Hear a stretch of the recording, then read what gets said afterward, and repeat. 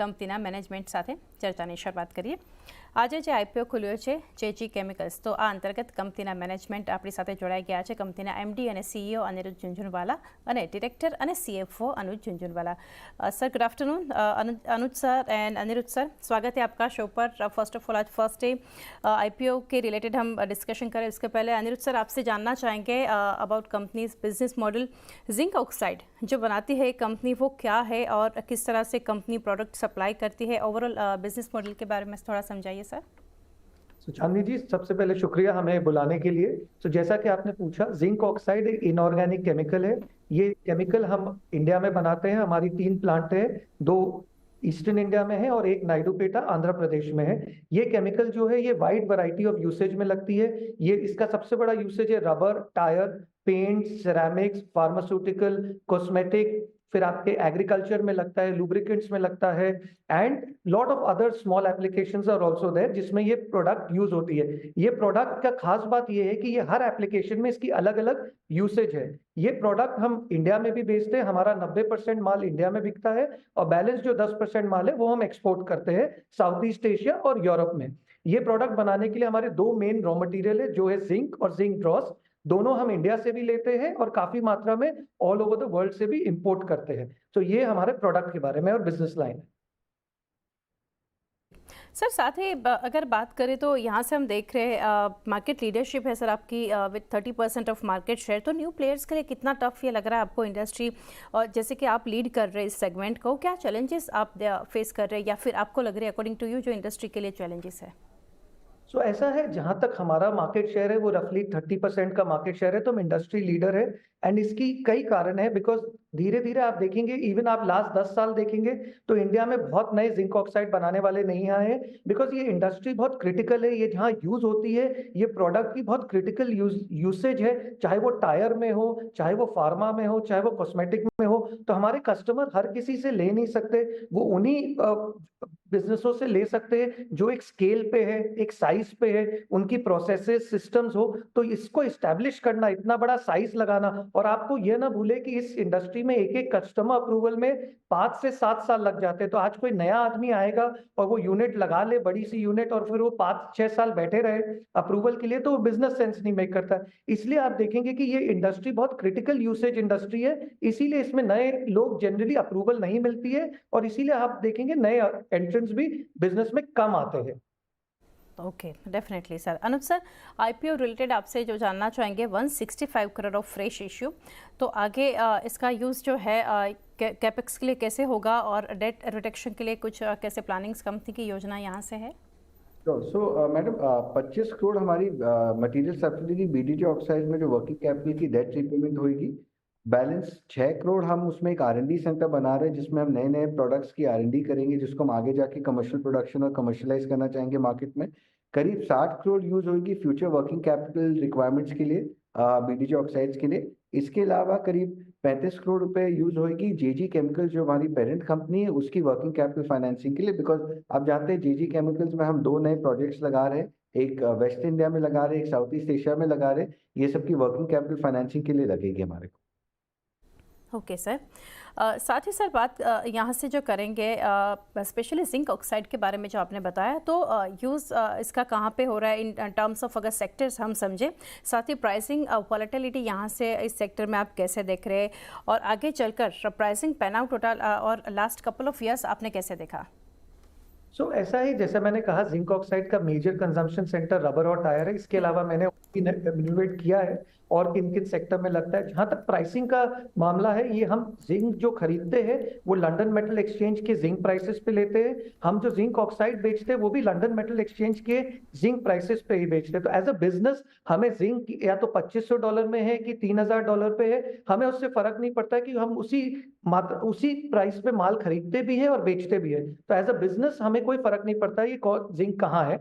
So in that sense, the price volatility does not affect us. Only थोड़ा बहुत जो price volatility का फर्क हमारे बिजनेस में आता है वो आता है जो हम स्टॉक्स कैरी करते हैं. तो एज अ बिजनेस ये स्टॉक्स हमेशा बिजनेस में रहती है, तो इसमें बढ़ता है तो उसमें गेन भी मिलता है, और अगर जिंक के दाम कम होते हैं तो स्टॉक्स पे थोड़ी सी नुकसान भी लगती है. But otherwise on operational level it does not matter कि जिंक 2500 है या 3000. अनुज सर, करंट कैपेसिटी कितनी है और इन टर्म्स ऑफ कैपेसिटी यहाँ से कितना एडिशन जो है हम आगे चलकर देखेंगे और रेवेन्यू पे खास करके कितना असर रहेगा? सो हमारी टोटल इंस्टॉल कैपेसिटी करीब 77,000 है अक्रॉस ऑल प्रोडक्ट्स। उसमें से करीब 60,000 है जिंक ऑक्साइड की। 60,000 में अचीवेबल कैपेसिटी करीब 50,000 है, बिकॉज हम 80 प्लस ग्रेड्स बनाते हैं एंड एक केमिकल प्लांट के लिए 100% पे चलाना पॉसिबल नहीं रहता है। तो अगर आप 50,000 जिंक ऑक्साइड कैपेसिटी देखो, उसमें मोटा मोटी आज के दिन हम 70% यूटिलाइजेशन के ऊपर ही है।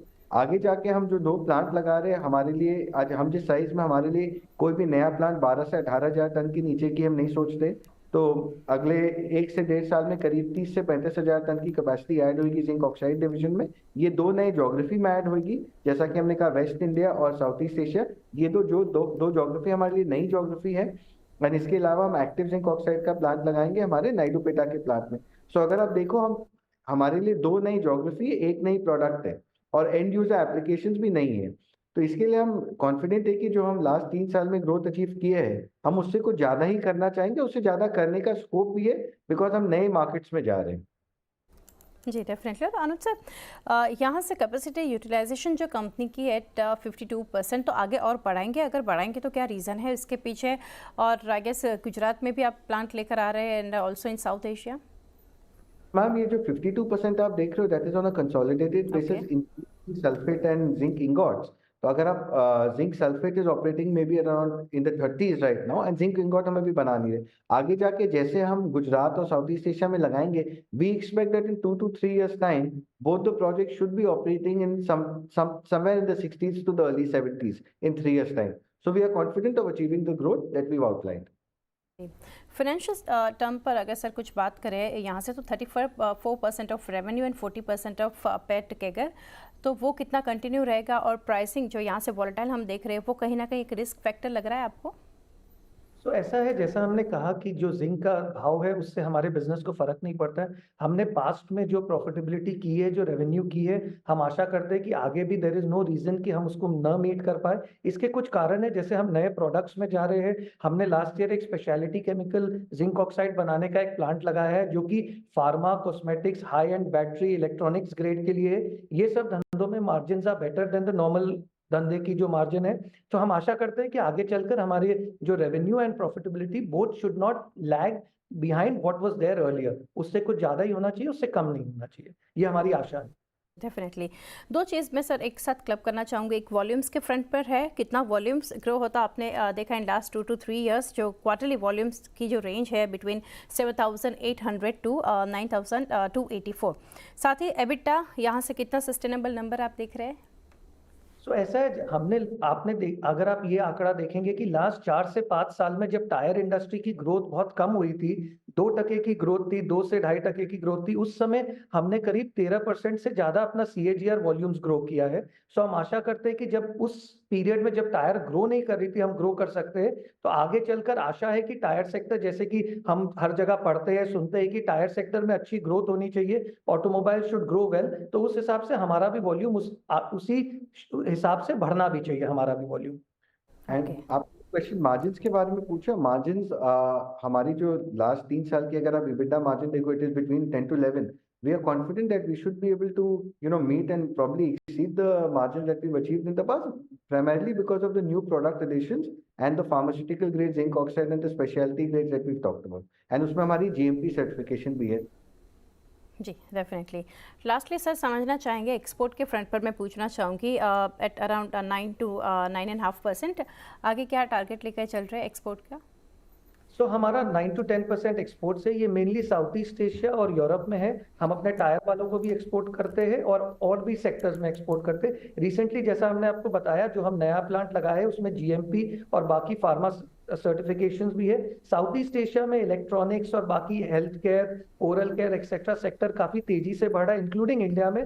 तो हम आशा करते हैं कि आगे चलकर धीरे धीरे हमारे एक्सपोर्ट्स भी बढ़ेंगे। It will be at a faster pace than जो पहले था उससे, क्योंकि by virtue of the new plant that we have today.